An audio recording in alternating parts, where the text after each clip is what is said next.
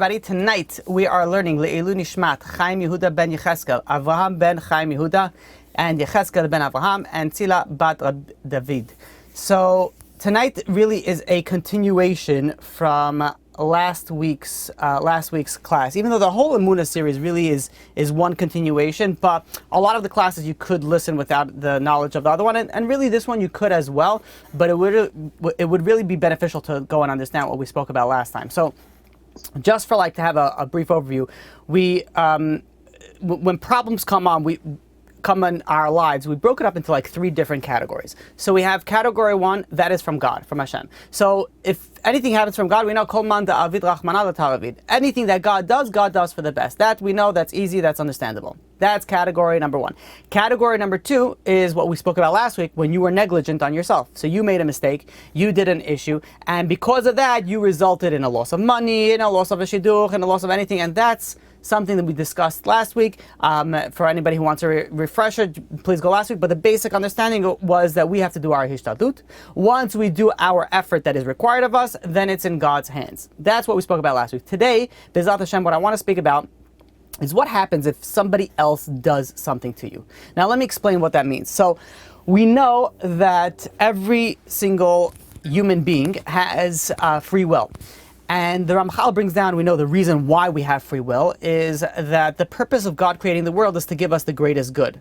So in order to give someone the greatest good, they have to feel as if they earned it. Someone who earns it, otherwise, al pi Kabbalah, it's called a bread of shame. It's called it's something that you don't really appreciate. But if you earned it, you appreciate it more. So the greatest good will be for those that will be able to go and appreciate it, and hence we have free will. When we have free will, we have the ability to do good or to do bad. When we choose good, then we go and we have that feeling. Okay, now we did something good, for ourselves, for God, and then we deserve, so to speak, the reward. So now, the idea that we have to understand over here is that if someone has free will, and then we have a concept of hashgacha pratit, we have the concept of divine providence, that everything is from God, these things kind of contradict each other.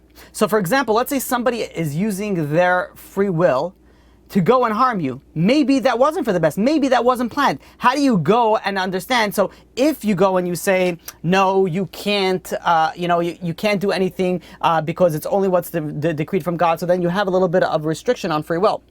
On the other hand, if everything's from God, then where's the free will?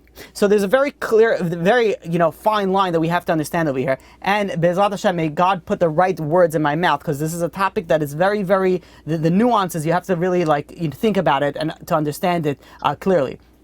So this topic is extremely, extremely important. To begin, why it's so important is that if someone comes, God forbid, and hurts you, upsets you, does something to you. So what happens? So you get upset, you get hurt, and that can result in someone, in you hating somebody else. Now, to understand what hatred is, hatred really doesn't do anything to the other person. So let's say you're walking down the street and somebody's walking on the other side, and do you hate that person? And you see that person, you start getting boiled up, your blood pressure starts rising, you're stressing out, and you're at a different level. You're like, I don't believe what this guy did, I don't like to do this, and go on and on and on and on and on. And when you think about it, who is it really affecting? Is it really affecting you, or is it really affecting the other person? The fact that you're hating somebody, or your hatred, or you have a desire burning inside of you that you wish that a piano would fall down on this person's head, this is not something that affects that person one iota. This is something that only affects you. So really, hatred really affects really yourself, your own well-being, your own contentness, your happiness. It really affects you more than anybody else. But that's not what we're going to talk about now. What I want to focus on, what the Pele Yoetz says on hatred. Pele Yoetz quotes the Mishnah in Avot in the second chapter, that Rabbi Yeshua goes and says that there are three things. There are the evil eye, the evil inclination, and the hatred, the sinat habriyut, the hatred for humankind. This takes a person, this is motzi'in et ha'adam min ha'olam. It removes a person from this world. Now, specifically on the hatred, why does hatred remove a person from this world? The Pele Yoetz goes on and says that hatred causes many, many other sins. We know that there are a lot of sins that are sort of like a broad category, and then there is subcategories in them. And there are also sins that once you touch upon one part of the sin, you're like violating, like there's a ripple effect, and you're violating so many things after that. So hatred is one of those things. And the Peliot goes on and says that if you have hatred for somebody, so what happens? So you start having ill feelings towards somebody. That means you don't like the person, just bothered by him or her, and it can lead to gossip, lashon hara, rechirut. It could also lead into somebody going and rejoicing the downfall of others, being happy when something bad goes to somebody else. It could also result in somebody wanting to damage somebody else, and it could also result in revenge. You want to take revenge on somebody, bearing a grudge. All these things are all based off the category of hatred. How does hatred come in? When somebody does something to you and you think it's that person, it has nothing to do with me, it's that person goes and says, you know what, then it's from them. If it's from them, then it must be that, it's their fault. And if it's their fault, then I have a right to hate them. Now, the idea of hatred, the Sfarim HaKadoshim goes and says that there is no sin. This is something mentioned. There's no sin that a person violates as often as hatred. It's a big chidush. No sin that a person violates as much as hatred. And it's based off the pasuk in Vayikra, chapter 19, verse 17. It says, "Lo tisna achicha belevavecha." You are not allowed to go and hate your brother in your heart. And the following pasuk goes and says, "Ve'ahavta l'reacha kamocha ani Hashem." It says that you have to go and love every single Jew. You have to love all your friends. You have to love everybody. Now, the Peliot goes and says, there's two types of hatreds that people can have. There's open hatreds and there's like the inner hatreds. The open hatreds, that's when like everybody knows, like this person does not like this person. Do not put them on the same table in the wedding. Not going to go well. And then there are the inner hatreds, and no one knows. You just have like this inner hatred towards, somebody, whether it's founded or whether it's unfounded. Which we'll soon see, everything is really going to be unfounded. But when it's out in the open, so you always have those holy people. They just want to do shalom. They want to do peace with everybody else. So when it's out in the open, they say, okay, they know that there's a hatred going on over here. So they go and they say, you know what? Why don't you go and apologize to this person? And they try to bring people together. Try to bring people into the shalom, into the achdut that really should be. However, what happens if that hatred is in the heart? It's in the heart. This is what the pasuk is talking about. It says, "V'lo tisna et achicha belvavecha." Do not hate your friend in your heart, because what happens is, if it's in your heart, then no one knows about it. What happens with that? Says the Peliot, it stays there forever. It stays there for eternity. Nobody knows. Nobody tries to do anything. It just grows in your heart and grows and grows and grows, and there's nothing that can be done about it. Now, I'm not going to say if you dislike somebody, let everybody know about it, because that's the right thing to do. Obviously, it's to work on it. But there's a difference of when you're hating somebody outside and when you're hating somebody, inside. When people go and they say, you know what, okay, I understand I'm not supposed to hate somebody, but you know what this person did to me? You have no idea what this person did to me. If the Torah, though, tells us, and it says, it says that you're not supposed to go and hate your friend in your brother, achicha. It says your brother bilvavecha in your heart. Then that means that it's for everybody, not for the good, not for the bad. It's for everybody, inclusive of everything. And in fact, the Peliot goes on and says that this is not referring to the good, the people that do you good, because the Torah doesn't have to tell us that don't hate them. What is this referring to? It's referring to those your enemies, the people that you hate. That's what the pasuk says. V'lo tisna et achicha belvavecha. Do not hate your friend in your heart. Do not hate him inside. Do not hate him outside. Do not hate him at all. Now, the concept of why the galut is so extended until where we are today, we know, is because of the avara, the sin of sinat chinam, baseless hatred. That's why our holy temple was destroyed. And we know that as long as we don't purify this sin, it's impossible for us to be redeemed. So we start seeing over here how important this concept of hatred is, and really where does hatred come into play over here? If you have an idea of saying, like, listen, this person has a free will, and then there is divine providence from Hashem. So if there's divine providence to Hashem and you understand that everything's from God, then you're not going to hate anybody. It's not going to come to you. But if you think that it's all the free will, then you're going to come to hatred towards them. So we see over here how imperative this topic is, and how important it is to understand where are we to fall into this play. Is the person have free will and has the ability to hurt me? Or does a person not? It's all from God and it doesn't matter. It's all from up above, and hence there is no hatred. So the Peliot goes on and says that no person is able to do harm to his friend, or on the flip side, to benefit his friend, or even to slightly touch that which was designated for his friend without the decree of God. Without the decree of God, that person cannot do anything. And therefore, says the Peleot, that every kind of hatred is considered baseless. It doesn't matter. It's all from God. It doesn't matter. And this also includes negligence. So there's someone where someone does something on purpose, and someone does something by mistake. There's a story Rabbi David Asher brings down that the Chafetz Chaim Heritage Foundation released this video, that it was a hot day in the summer, and it was, Israel. The story happened in Israel in the summer. It gets really, really hot, and this bus driver was taking the kids to school, and as they drove up to the school, the bus driver opened the door, and all the kids just head out. The bus driver looks back, sees no one there, goes and parks the car and locks the bus. He didn't check. This is before, now it came, you see the stickers, this bus has checked for sleeping children. This is before this happened. And there's a little child that fell, asleep in the back seat over there. The bus driver didn't see it, and he went and he parked the car. He comes to pick up the bus in the afternoon to come and take the kids home, and a horrific sight meets his eyes. He's unbelievable. It's unbelievable.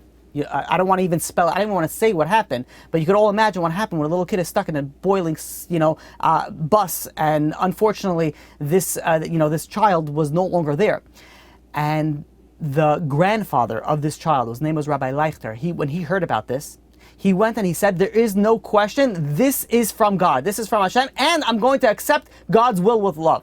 And during the Shiva, when the family is sitting Shiva over here, the family heard that the bus driver wasn't doing well.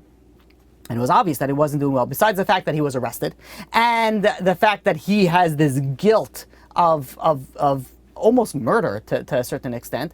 So he ended up becoming emotionally unstable. And when the family heard about this, Rabbi Leichter, the grandfather, was very worried about the bus driver.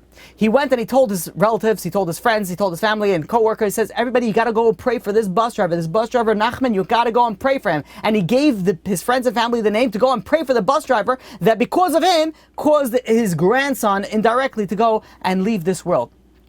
And they heard that, he still wasn't doing well. So they sent a message to this bus driver that says to come to the Shiva house. Now imagine that scenario. No one should ever come to this. But where somebody was the indirect cause of losing someone's life and they want to now go to the Shiva house, nobody could show their face. But he was invited by the family of the bus driver. So what he's going to do? So he decided that he's going to go. And when he walks in, it was very obvious. Everybody saw, his eyes were sunken. It was very obvious he wasn't eating, he wasn't sleeping, he was emotionally in a not well stage. Rabbi Leichter saw him, he rushed over to him to go, and what did he do to him? To give him chizuk. He says, "You have to go take care of yourself. You can't do this. You have to go, and you have to continue living." And he goes on to the grandfather and says, "We don't hold a grudge against you. We know that everything is from God." After the Shiva, this grandfather went and attended this bus driver's trial. And the lawyer asked him to speak, the grandfather. And the grandfather gets up and he says, "This bus driver, he didn't do this on purpose. It could have happened to anybody." And he goes over to the judge, "Please let him off." The judge at this point was crying. This was the first time that she has ever seen anything like this. It's never happened that, somebody from the case of the family member that would come and defend the accused. And not only that, the lawyer said, "I've been a lawyer for over 20 years, and this is the first death-related case in which the family of the victim actually hugged and defended the accused." And in her verdict, the judge wrote, "The sentence should really be much more severe. But because it's going to hurt the family of the victim even more, I'm going to reduce the sentence to 6 months of community service." The story doesn't end there. This video was shown in Chengdu, China. And there was a certain person over there that was watching this video, and he went over to the rabbi after the video. It was a Chabad rabbi, and he goes and he says, "You have been trying to get me to put on tefillin for 2 years. And I'm not interested in it. I'm not a believer." I don't know what he was doing in shul if he wasn't a believer, but he was in shul watching this video. But he says, and he goes and he tells the rabbi, "I don't even go to shul on Yom Kippur. I don't care for this stuff. But I saw this video, and I want to tell you that if this is what the Jewish people are like, if this is what the Torah preaches, if this is what the Torah teaches each and every single one of us to do, then I want to be connected to that. And please let me put on tefillin." And then he laid tefillin for the first time, right then and there. A Jew doesn't hold a grudge. A Jew knows that there is a higher power. So now we have to stop for a second and think, what about free will? Can someone harm you? Can someone kill somebody if it wasn't decreed? How are we to go and do with that? We have to justify these two, sort of paradoxical, ideas. You have over here at one point there's a free will, and another point you have the concept of shekachah b'achrit. They sort of contradict each other. So with that, we have to go and review something we spoke about: the evil eye, ayin hara. And that is that the question that is asked, Chazon Ish asks this question, says, why do we have to care about ayin hara? Why do we care about evil eye? Some people care about evil eye more than anything else. Why? Why do we care about it? Because what? If it was decreed on Rosh Hashanah that something should happen, it would happen. If it's not supposed to happen, it won't happen. So at the end of the day, what is an evil eye going to do? It's either supposed to happen or not supposed to happen.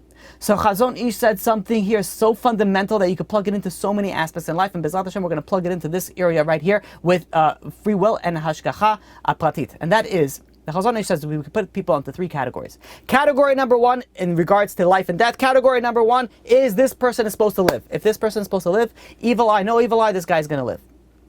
I'm not talking about people that put themselves in danger. I'm talking about the regular, normal, run-of-the-mill person. He was decreed to live on Rosh Hashanah. He will live throughout the year, obviously. If it was decreed that a person should die, so then it depends. If it was decreed how he should die, then he'll die that way. If it wasn't decreed how he should die, so then he could die from evil eye, could die from a car accident, God forbid, God for anything, whatever it is. It's sort of open. Then the Chazon Ish says there's a third category. That category is that God sort of leaves the book open. And this book, it says, it depends. If the person merits, he'll live out the year. If he doesn't merit, then he won't live out the year. Now, with this idea, we have to put very, very important three different, understandings of this topic. Number one, all events occur in the world with divine permission. But number two, nothing happens against divine permission, against divine decree. So everything has to happen with permission. Nothing happens against permission. However, here's the kicker. The kicker is number three. That is, not all events occur because God decreed them in the first instance, meaning that some things God didn't decree, but it ended up happening X, Y, and Z for a certain reason. So let's try to understand this, and B'ezrat Hashem, we're going to repeat those three things, a few times over here, because those are very important to understand. So, with that being said, we have to understand the concept of free will. We say in Tachnun that it says, "Vayomer David el Gad, Tsar li me'od." This is David is saying. It says, I'm very, very oppressed, pained, because Nipla na bi'ad Hashem. It says, let me fall in the hand of God. Ki rabim rachamav, because His mercy is great.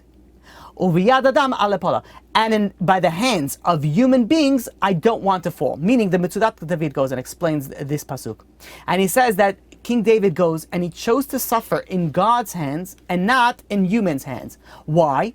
Because God shows mercy. Humans, not necessarily. And that's what the Pnei Yeshua says, something very, very, such an amazing, understanding on this. In the Bava Kama, page 60b, it goes and it says that if a person were to choose between famine and war, you have two options, assuming, right, no one has this option, but assuming you have two options, choosing between famine or choosing between war, what would you choose? It's one of those questions you never want to answer.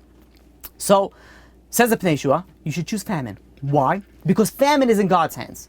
War is in humans' hands. So in God's hands, harm is less likely. So we have to understand, how does that work? It was either decreed or it wasn't decreed. So again, with this, we're going to get a little bit, you guys have to follow me a little bit, but B'ezrat Hashem will try to make it extremely, extremely clear. So the Or Chaim HaKadosh goes and expounds upon this topic in the Mechirat Yosef, the sale of Yosef. When the brothers heard about Yosef's dream, Yosef today had a dream that all his brothers and his family, everybody's going to bow down to him. They thought that he was an imposter, he was a faker. His dreams were a fabrication, it was nonsense. They were not valid prophecies. So the way that they were going to go and prove that was going to go and kill him.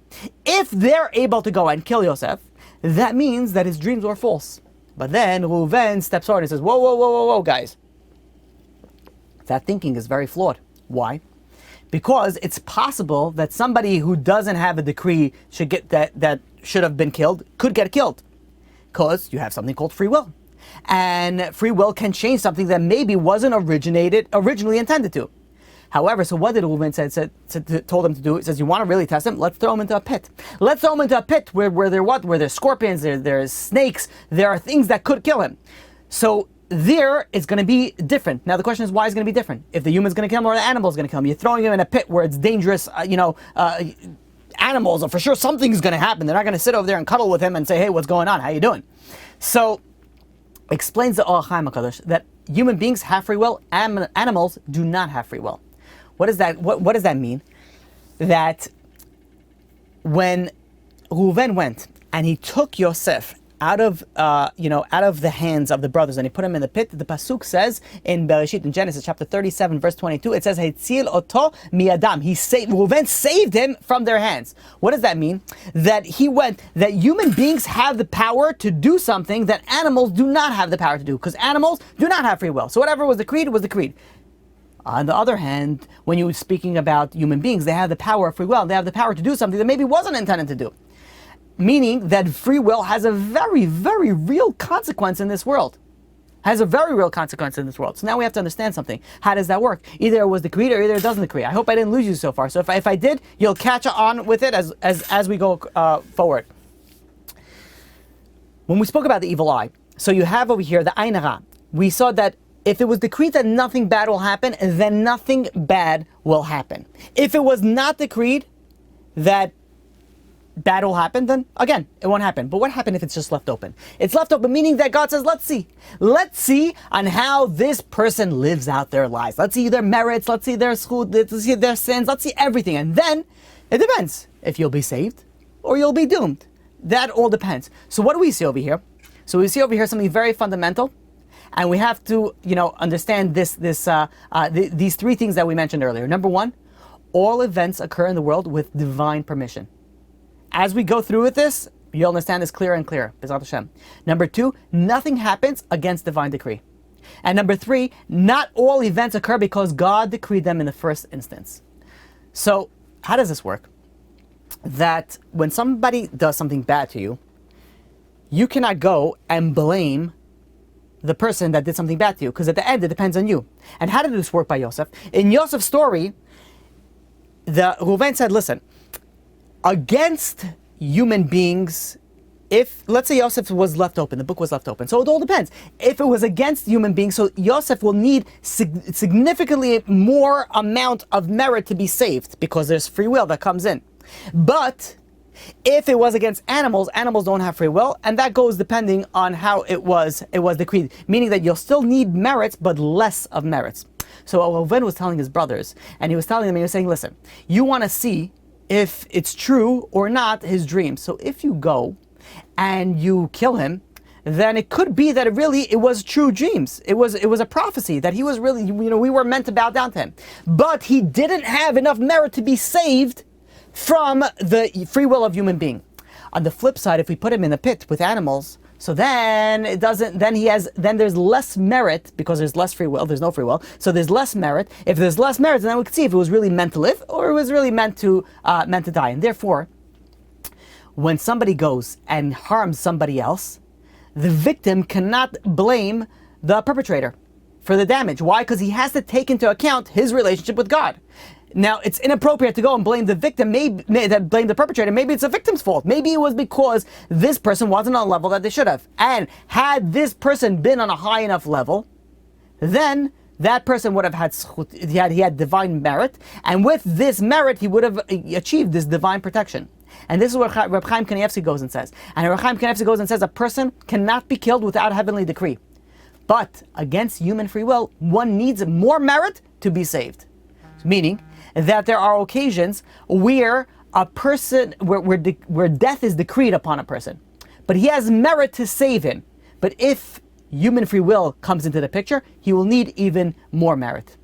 And this explains in itself why Reuven was so confident that he would be safe amongst the snakes and scorpions, the Yosef. Why? Because he was confident that Yosef had enough merit for that, but he wasn't sure about the merit level for the free will. And this, the Ochot HaTzadikim in Shar HaSimcha goes also and says that, and it says, and I want to quote for you, remember that no benefit or damage ever occurs from people without the Creator's permission. Now, this does not mean that we cannot affect each other, but what does it mean? It means that we cannot affect each other without God's permission. And let's try to understand this in a little bit of a different angle. The Chinuch, in the Mitzvah 241 and 242 says that any harm that comes one's way, it's based on one's own spiritual account. No harm would have ever occurred if that person has not been deserving of it. And therefore, says the Chinuch, revenge is inappropriate. Why? Because it's not about the other person. It's all about one's own spiritual account and how you're holding with you and God. And this is what Rabbi Hanina goes, there's a story in Sanhedrin, page 67b. Rabbi Hanina goes And there was a woman, a sorcerer, a witch, that went and wanted to cause harm to Rabbi Hanina. So Rabbi Hanina says, bring it on. Well, I'm paraphrasing, right? He says, yeah, what you got? Yeah, let's go. You want to bring the witchcraft? Let's do it. And he goes and he says, there's nothing else other than him. If she did succeed, and she did cause him harm, then it's only possible that this would have happened only if it was decreed already from God. And if it was decreed from God, it would have happened anyway. But then the Gemara goes and asks the question, but how can he be so sure? Why is he putting himself in the power of the level of danger? And the Gemara answers, because Rav Chanina had great merit. He had great merit, and he would be certainly on the level that would be protected. Now again, don't put yourself in that situation. But again, we start understanding this concept that we're trying to repeat again and again. We have over here again, remember those three things. All events occur in the world with divine permission. But not all events occur because God decreed them in the first instance, meaning that there are times where it wasn't supposed to happen, but there's free will. And that free will could do something that wasn't originally decreed. However, that no matter what happens, whether it was originally decreed, whether it wasn't originally decreed, nothing happens against divine decree. And if something happens, then it doesn't depend on the other person. It depends on us. It depends on where we're holding in our life and what we are doing. And this is the concept of, the God has messengers. Now, even though people have free will and people have the ability to do damage, people have the ability to do good, God is still supervising the entire world, managing the entire world. There is a divine accountability that goes on over here. That the pasuk in Shemot, in chapter 21, verse 12 and verse 13, speaks about somebody that goes and kills another human being. The punishment will be death. And Rashi goes there and says, what happens if you have two people? One person previously killed a person accidentally, but there was no witnesses. And there was another person, that's person number one. Person number two, he killed somebody on purpose, he murdered somebody, but also lacked witnesses. So what happens? So God goes and God oversees everything. And what does he do? God goes and arranges that these two people should meet. And what happens is that the person that killed accidentally will be on a ladder. And the person that killed on purpose will be under the ladder. And God will make it, as an example, the ladder fall down and on the person that murdered somebody on purpose, and that person has a death, penalty. He's obviously died. What happens to the person now that killed again accidentally? This time there's witnesses. And now that there's witnesses, that person will, result in the issue that whatever it is, the punishment and the retribution that they need to go and follow through. Meaning that there is free will. There is ability to do things in this world, but there's somebody that's overseeing everything, and God is manipulating all the strings. Now, if that person got killed because of that, then it goes back to what we spoke about before, and that was, it depends. Would that person, be decreed that he should live? Then he would have been able to die. If he was decreed that he should die, then obviously he died. But if it was open, that it depends on that person's merit. So now we have to understand something, that if that person, let's say, was supposed to die anyways, so why should that person get punished? Meaning that, let's explain it in this scenario. Let's say person A was decreed that they should lose $100. Person B comes and steals from person A. So person B could say, what did I do wrong? It was decreed that person A should lose money. What did I do? I just fulfilled God's decree. And the answer is that you are a messenger. You didn't have to be the one that steals it. Meaning we're accountable, even though, so the reason why this is so important is that we have free will. We have divine providence, we have Hashgacha, and then we have the ability to decide where we want to go. Meaning that every single one of us are held accountable for our actions. So now, if person B went and stole, that person did not have to go and steal it. Meaning that the Gemara Makot goes and explains like this: the way that a person wants to go, that's the way that God will lead them. Now, I don't even know if I should say this example, but I will, because I already said that, and I don't like, saying something and not following through with it. Well, sometimes I do. Most times I don't. And, somebody goes, this is a story that actually happened, that there was a person that went and was married, and they ended up being unfaithful in their marriage. Now, when the rabbi heard about this and was speaking about to this person, they said, why are you doing this? And he says, it's not my fault. God wanted this to happen. How do I know that God wanted it to happen? He made this woman live 2 doors down from me. Otherwise, why would it, this wouldn't have happened? So people go and they say, oh, no, it must be that God made the shidduch, he made the shidduch. And this person's saying, this is really my soulmate, I married the wrong person, this is really meant for me. And he goes and he's saying, this is what God wanted, this hashgacha pratita, everything's divine providence. And the answer is, no, it doesn't work that. That person first wanted to do that sin. It has nothing to do with your soulmate or not soulmate. You wanted to do a sin. You wanted to do a sin, God will open up opportunities for you to do a sin. You want to do mitzvot, God will open opportunities for you to do mitzvot. You still have the free will to decide are you going to do it or not, but God will direct you through divine providence on where you want to go in yourself. So if you want to do good, you will end up doing good. If you want to do bad, God will open up. So that's what we can say to the person that stole money. If that person went and stole money, can't say, oh, this is what, God wanted it to happen, so I'm not held liable. No. You were the messenger. You had no reason to be a messenger of God for this particular issue. God could have chose somebody else. But the fact that you wanted it already, so that's why God connected this, you two together. So really, we see over here that we can't blame anybody else. It's not in their hands. At the end of the day, if they stole money, it was a messenger. And if, again, it wasn't decreed that they should steal money, it was all dependent on your merits. So we see over here that yes, there is free will, and yes, one can damage, but that cannot be done without divine decree and permission. It means that if God gave permission for this to happen, this was supposed to happen. This should have happened. And this goes, and sometimes people try to do something bad, and it doesn't work. People, and they say, the saying goes that if we would only know how many, especially in Israel, how many terrorist attacks were, avoided because of divine providence, there would be nobody that would not be religious. To see how much times that blew up in their face, or this didn't happen. There's so many different scenarios that comes on that God is overseeing everything. And if God forbid a terrorist attack happened, that means that God allowed it to happen. Now this also goes in shidduchim. There was once, and this is Rabbi David Asher goes and brings this down, that there was once a shadchan from Israel that was looking for a girl for a certain high level yeshiva bahul, like he was a genius, great character, good, like an overall 10, like everything was like a top of the line boy. Everything was amazing for him. So he was thinking, who could he set up with such a good guy, such a good boy? And he thought of a really, really, a wonderful girl. And he said, you know what? Let's set them up. He calls up the boy's family, tells them about them. He says, okay, listen, we'll look into it. Then he calls up the girl's family and he says, he gives all the information about the boy. And he says, it sounds really good. Let's look into it. They go and they start looking into it. Meanwhile, all of a sudden, after he makes these phone calls, he starts having these second thoughts. Those type of thoughts where you purchase a product and then you're like, why did I just buy this? Do I want to return it? You're like, I'm not sure. Did I do the right thing over here? And he starts thinking, he says, you know what? I set these two up, but he remembered that he has a very wealthy relative in America that has an only daughter, and she's of marriageable age.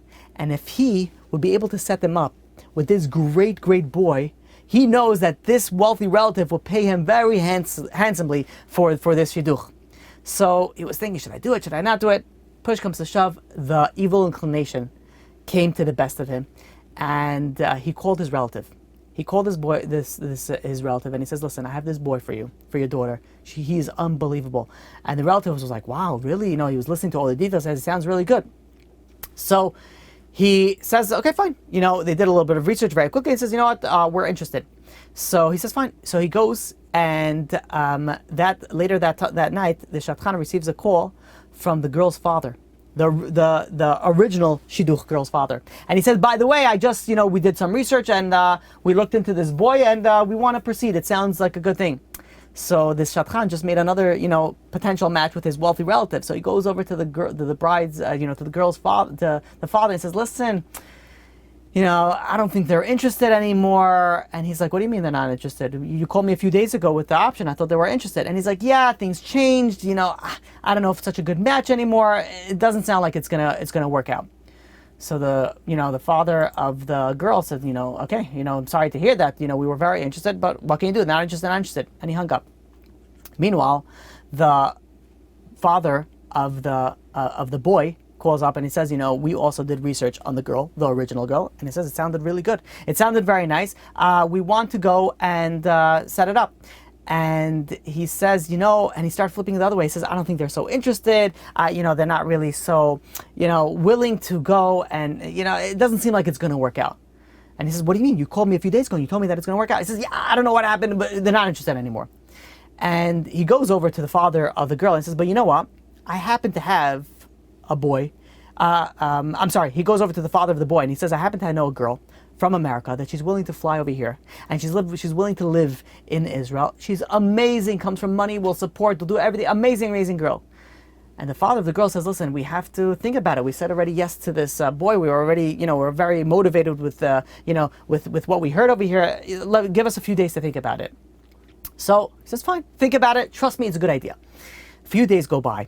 Meanwhile, you look at the story, you're seeing over here, what is this Shatran doing? He's like breaking people apart that they're willing to go, together, trying to do something for his own pocket.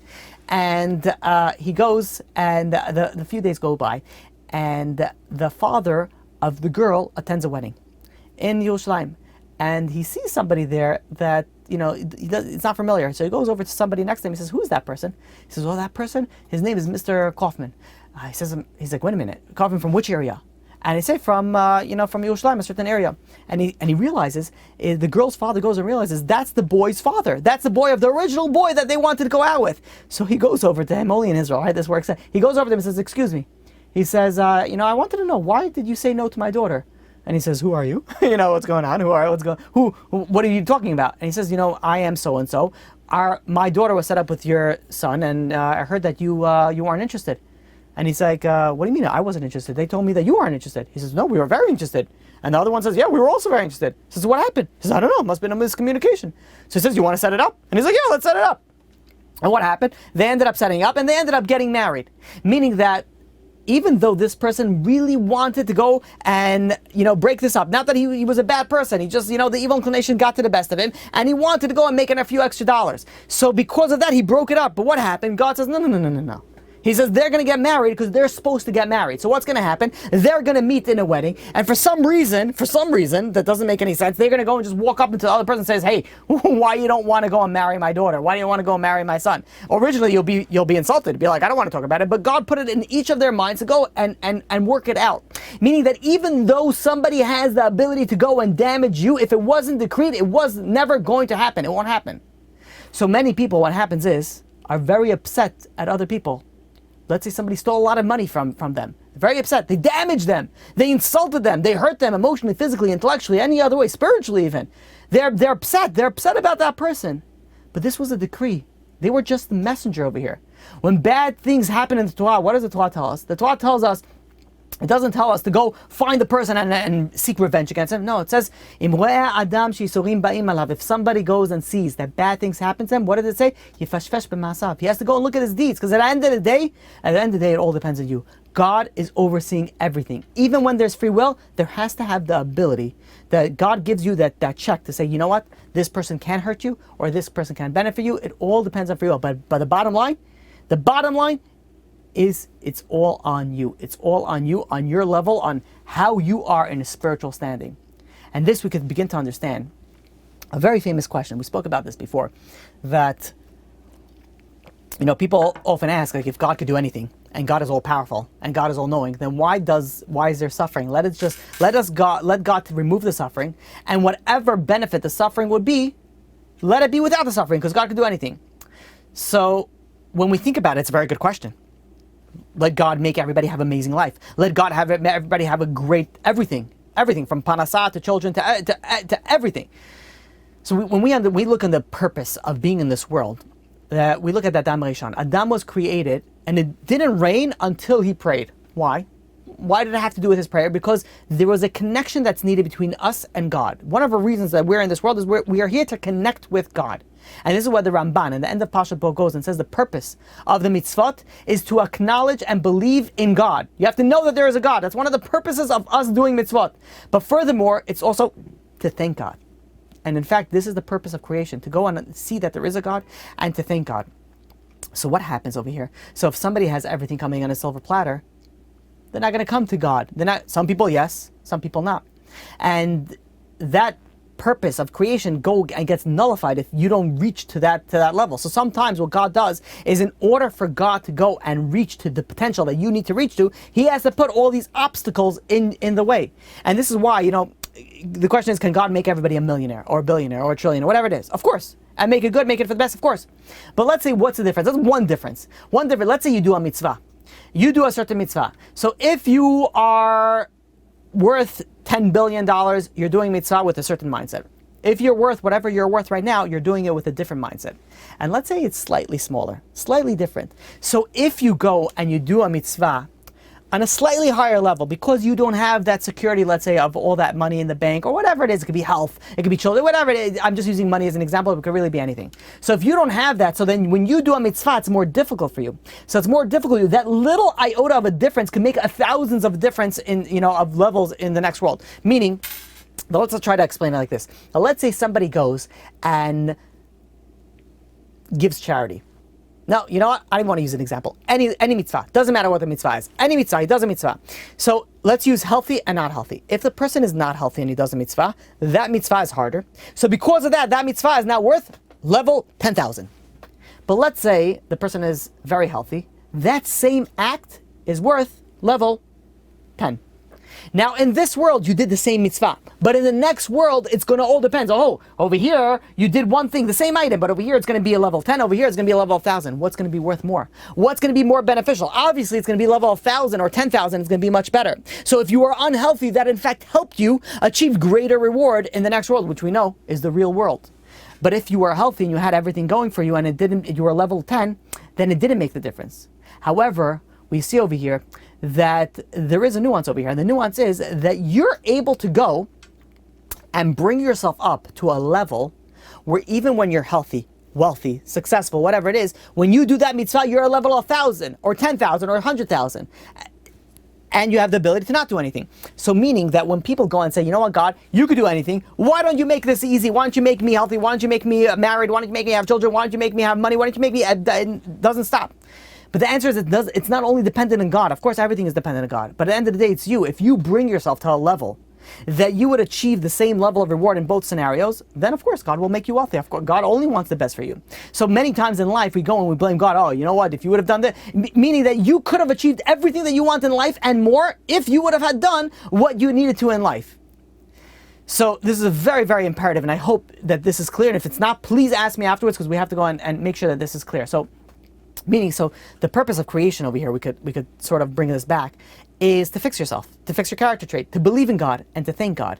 If you go and bring yourself to a level that you believe in God, you thank God, you fix your character traits, you fix yourself, then of course, what is the Torah said? That if you go and you follow my commandments, if you follow my commandments and you listen to what you're supposed to do, then everything will be good for you. Everything will be good for you. Yes, there's other calculations and previous lives and gilgulim and tikkunim and all these things. We're going at the basic. We can't go and answer for every scenario because, we will never know, because first of all, we're not God's accountant, so we don't know all the areas. But let's go through the basic. The basic is as follows. You fix yourself, you fix what you need to do, then you'll achieve what you'll need to achieve to. And sometimes you should know that the person's coming into this world not to go and achieve a certain thing. There are many people that come into this world, unfortunately, not to get married. That's their tafkid. That's their tikkun. Can they go and get married? Yes, if they fix themselves to a certain level. There are many people that they come into this world that they're not meant to have children.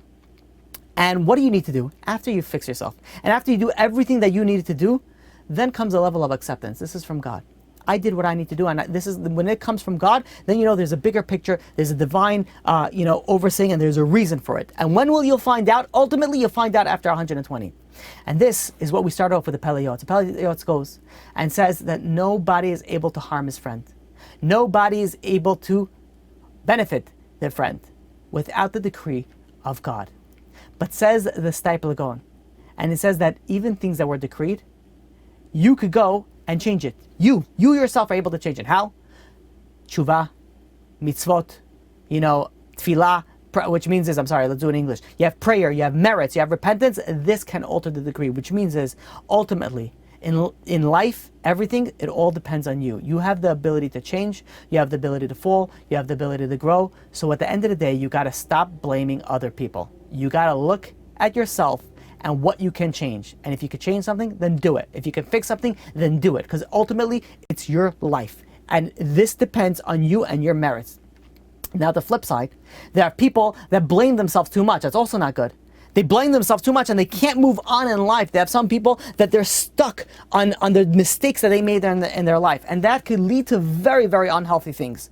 A very, very unhealthy understanding, and could cause people to suffer for the entire life. For the entire life they could go and suffer. And the problem with that is that that's not what God wants. The way that we need to do, and this is how we connect last class and this class. Last class we've said that you're able to go and damage yourself through your own negligence. So what you need to do, you have to do your hishtadlut. Once you do what you need to do, then it's out of your hand. You cannot do anything anymore. Once it's out of your hand, then it's all from God.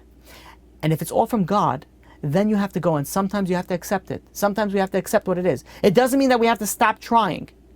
But if it doesn't happen, we can't start blaming other people, blaming God, blaming everybody else. At the end of the day, it's you. And at the end of the day, it's all for the greater good. It could be a tikkun. It could be to prevent something worse. Sometimes people go and they lose money. That could be to prevent a loss of life. Some people go and they live through suffering. They don't have any children. They're not married. They don't have parnasah. They don't have anything. That's some sort of tikkun that's at a greater level to good. And they feel, what? If I did more good, then I would be able to go and reach a level that I could remove it. Sometimes yes, sometimes no. We're not God's accountant. We don't know the whole picture. And it's very, very, very important. And I'm going to repeat it again. We are not God's accountants. We don't know all the details. But we could focus on one thing, and that is the only thing we should be focusing on. And that is, how can I improve myself? If this bad thing happened to me, whether it was through my negligence, whether it was through someone's free will, what can I do? What am I able to go and fix myself and help myself go to a level of maybe that it shouldn't happen again? So with that, let's do a quick recap. That we said when problems come into your life, there are three scenarios. It can either come from God. And if it comes from God, then we know, very simple. Everything that God does is for the best. By the way, this one is an umbrella on everything. Everything is from God. Then you have category number 2, which is also under that category, which is you were negligent. You hurt yourself. So this depends on your hishtadlut. If let's say you hurt yourself, you damage yourself, so you got to go and fix it. Once you did everything that you could, then it's in God's hands. There's a special level of acceptance that a person has to have. This is what God wants, and this is what I have to move on in life. It's also when you get to a level of acceptance of something, you remove so much. It's a change in life. Okay, fine. God wanted this to happen. I accept it. It's like this weight just relieved off from you. It just opens up your whole world to see things in a different light. So you have that when you're negligent. And what happens if someone uses their free will? If someone uses their free will to go and damage you, they have the ability to do that. But we have to remember the 3 very important concepts. The number 1, that all events occur in the world with divine permission. Nothing happens against divine permission, meaning that if God decreed that it shouldn't happen, it's not going to happen, no matter free will or not free will. But however, there is that nuance that not all events occur because God decreed them in the first place, meaning that there is free will, and that free will could go and either hurt or benefit you. But ultimately, what does it depend on? It only depends on you and your merits. Sometimes you have more merits and sometimes you have not. But at the end of the day, everything is overseen by God. And with that being said, we can understand what it is hatred. We started off with the concept that hatred, it goes so bad. When someone's hatred, you feel, you hate him. Oh, he did this to me with his free will. Stop it. Just stop hating other people. Stop being upset with life. Stop it. Just stop for a second. Take a deep breath and realize that everything is from God. The good, the bad, the ugly, everything is from God. Yes, somebody had the ability to hurt you, but at the end of the day, if it hurt you, it was because you are lacking merits. And that, at the end of the day, is going to be a tikkun. We're saying at the end of the day a lot because it keeps on pushing, depending on which level you're able to get with. But with that, we'll open up to any questions. I know it's a difficult concept. It's not something that's so, and I hope, that this was clear enough that you guys can understand it, at least at a basic level, because that's very important. At a basic level, everything is from God. And once everything is from God, you're able to go and live life a little bit of a calmer thing. And that's why you're not going to go and have hatred, bear a grudge, or do it to anybody else, because it's not the other person. It's all from God. And even that little area, the little gray area, where it could be that free will, that really, at the bottom line, is your level of merit that you had. And even if you had no merit, and even if it was the free will, and even all these things, at the end of the day, you have to have a level of acceptance that this is what God wants, and let's move on with life. Let's see what we can do. Let's see where we can grow, and let's see what else is in store for us. And with that, we'll open up to questions. Rabbi Zitron, Yeah. If you want more merits, based on your share tonight, we should all want more merits. What should a person do at our level? What should we be doing? So that's a very good question. So the question is, what should we do to increase your merit? So let's speak about it first in a specific scenario, and let's speak about it in a broad scenario. So let's say something bad happened to somebody, and they want to go, and they could start thinking, be like, you know what, this bad thing happened to me because I didn't have enough merits. I didn't have, or maybe it's a tikkun in a certain area. So what you could start off with doing is sort of gaining more merits in that area. So for example, let's say in the marriage world, let's say somebody went and caused problems in somebody else's marriage, and they want to do a tikkun in that. So how are they going to do it? They're going to go and obviously try to help fix what they caused the damage, but they could also help other people. They could go and try to bring shidduchim together. They could go and maybe help couples that are struggling. And if they can't help them, they could go maybe start funding for a little bit of marriage therapy for people that are suffering, in that area. So you could gain merit in the area where you think that you're lacking. So let's say it's panasa or something like that. So you try to figure out, how am I going to gain merit in money? And we know that's tzedakah. We know that the Torah tells us there's one thing that you could test God with, and that's giving charity. You want to be wealthy, you give tzedakah, you give ma'aseh, you give 10%, you give 10%, that you'll be promised, wealth. So the one way to gain merit is to figure out what area is it that you're being bothered by or troubled by or have the problems by, and focus on that. The other thing that you could get merit is the broad aspect of it. The more mitzvot that you do, the more Torah that you do, the more, spreading Torah. For example, we know Talmud Torah Keneged Kulam. The learning Torah is the highest level of merit that you can get. So you go and you help other people learn Torah, whether it is help somebody pay for their tuition, set up for a tutor, go and, send someone to classes, bring somebody to classes, learning Torah, enhancing that also, helps it. So you could branch off either specific or in regards to anything overall. Okay, let's see the next question over here. We have over here, when a person hurts another person spiritually and causes them to sin, how does free will play out over there for the one who caused the other to sin? So a person is going to get punished. So if, let's say, somebody is machti et harabim, that's what it's referring to. If somebody go and causes other people to sin, that in itself is a very high level of sin. The Rambam speaks very, very high, severely about people that causes other people to sin. So that person has to do some serious tshuva. But at the other point in time, the person that he caused the sin also has a free will. Didn't have to go and do the sin with them. Yes, so in a sense, they're sort of both held liable. And the question continues over here, and did God decree both parts of it? So when regards to sinning, God doesn't decree that one person should sin. God doesn't want to sin. This is free will, that a person has the ability, like it says, everything is in the hands of heaven except for fear of heaven. Meaning that a person, when you're dealing with free will, when you're dealing with hashgacha, divine providence in regards to sin, nobody should ever say, God wanted me to sin. No. God does not want you to sin. If you sin, God allowed it, but God didn't want it. So a person has to go and do tshuva. In this aspect, both sides would need to do tshuva. The person that went and got the other person to sin, and the person that sinned himself, obviously. Now, the question also continues, the specific person who caused it and the specific person who sinned. Yes, both of them. I've heard that causing someone to sin is also a huge sin, which is 100%. The Rambam speaks about this in Hilchot Tshuva. It's called under the category Machti et Harabim. Is there a way that a person can work on himself strongly and fix themselves completely, that they fulfill their tafkid in this world, which will cause an early death since he is not needed more in this world?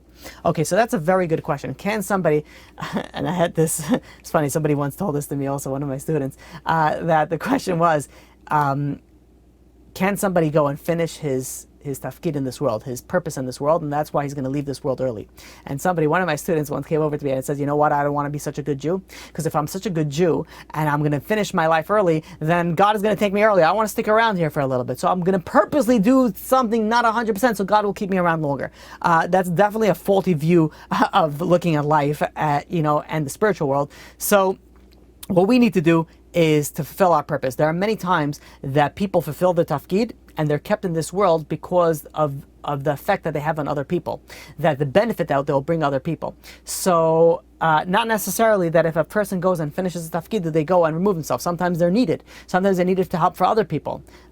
So definitely don't think that life like that I don't want to do everything good because then I'm going to finish my tafkid. You have to go and you have to do whatever it is they need to do to the maximum fastest possible ability that you have it. Okay, next question.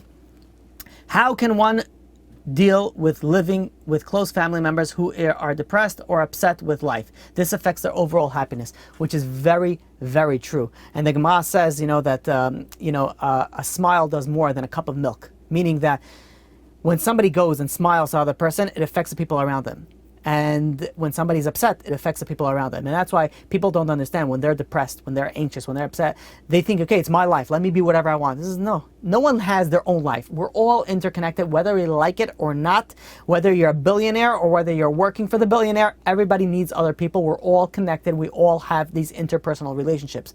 Now, what happens is that if you're going and you're depressed and you're sad and you're down, that doesn't affect you. That affects other people. Now, the question is, what gives you the right to go and bring other people down? Well, because you're not happy the way that life turned out to the way that you wanted. Yes, everybody according to their own, and we're not judging anybody, but that affects other people. And that affects it. That has to take into consideration. You have to go and think about it for a second. When you're sad, when you're depressed, when you're down, that affects other people. And you're going to have to answer for that. Why are you causing other people to be down? Now, the question is, how should one deal with this? It's a very, very delicate situation, and it's not one answer all. Because sometimes you have to give somebody a boost and be like, you know what, you should be, happy with life, and you should go. And on the flip side, you can't go tell someone who's depressed, stop being upset, be happy. That's the last thing that they want to hear. So it has to be dealt with very delicately, and it has to be dealt in a way that you're going to be able to bring that person up. Many times the person needs therapy, and that's what they need. So you guide them to therapy, you give them emotional support. Sometimes they need, encouragement. Sometimes they need, the just like a positive word, like every day. I've said this to couples. Sometimes one couple is upset and the other couple is, not nice. Let's say the husband is upset that the wife is not nice. They don't do good things to them, a very mean person. So one way of doing that is be nice to the other person. Be nice to her. Then what happens is the more that you are nice, it affects other people. So when somebody is depressed, so the more happier you are around them, to a certain extent, obviously, this is a case-by-case basis, but to a certain extent, the more that you're happy around them, it's going to affect them. And this is a powerful thing, that you want your marriage to be better. Become a better spouse. Become a better spouse. That's going to affect the marriage. Again, it doesn't work across the board. Some people are unfortunately beyond the level of just being nice. But in general, if you're good to your spouse, initially, you might not say anything, but over time, you're going to start seeing a return on that investment.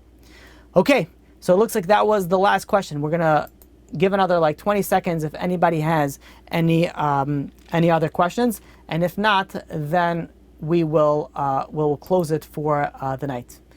Any other questions? No? Okay, Chaz.